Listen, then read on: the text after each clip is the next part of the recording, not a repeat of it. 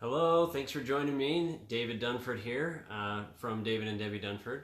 So, where does the time go, right? I mean, we all struggle with this. I think uh, all these different demands on our time, right? We have to satisfy if we have kids. I mean, there's a whole slew of things we have to do with them, and all these different concerns that we have in our lives, things that take time, that use up our time. How do we find time for our business? How do we find time to spend the time with our business that will give us the success and the results that we want? Well, I'm going to give you a couple of tips there, and I'm also going to talk about something that you should not forget that's very important to remember and do along the way. So first, if you ever had a college class, right, or a college course. So I graduated from the University of Utah, and I had college courses that would just keep me on track with what needed to happen. And what would happen there would be, I had this assignment or this class that I would have to go and do and have it be due by a certain time, right? Mm-hmm. So, I mean, stick with me on this. So the class would require me to be there at a certain time. The assignment would require me to turn it in by a certain date. And that would kind of keep me on track with what I needed to do.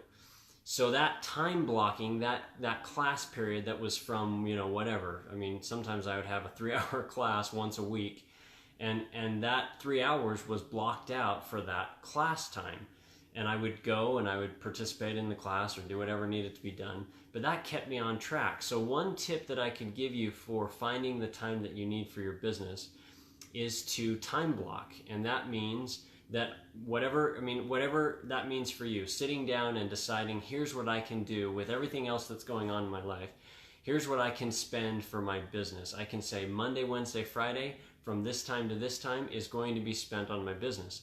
So that's when the kids are in school, or that's when, I have time that I can spend on my business. And if you time block that time out and it's reserved for your business, then it makes it a lot easier to not have all these other things crowd in and rob you of that time.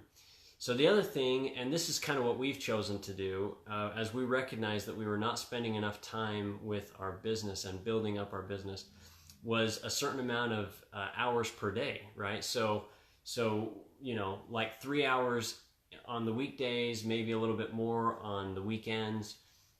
So for us, it's Monday through Friday. Debbie is setting aside 3 hours in her day because it's harder for her to block out consistent hours altogether. But what she can do is say 3 hours today, 3 hours tomorrow. On Saturday I'm going to increase it because I have a little more time on Saturday to 6 hours. So that's another method that you can use to say this amount of time I'm going to find in the day.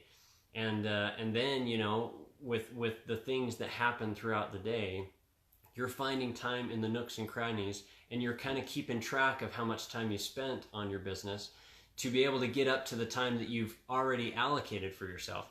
So if you do these things, then it kind of just keeps you, some accountability to yourself. Either time blocking, where you're setting aside a certain amount of time, or you're saying this many hours on these days, and I'm going to be consistent, and I'm going to, meet these goals so that I can spend the time that I need to really build the business and be successful like I want to be. Okay, now the thing that I talked about to not forget along the way. So it's very important that with all this, time blocking and all this, setting aside enough time each day for your business, that you are also filling your own bucket. And what that means is, you're probably familiar with, you can't draw from an empty bucket, right? So you need to spend time along the way for yourself.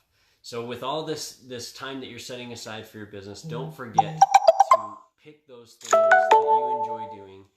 Setting aside, time block for yourself even.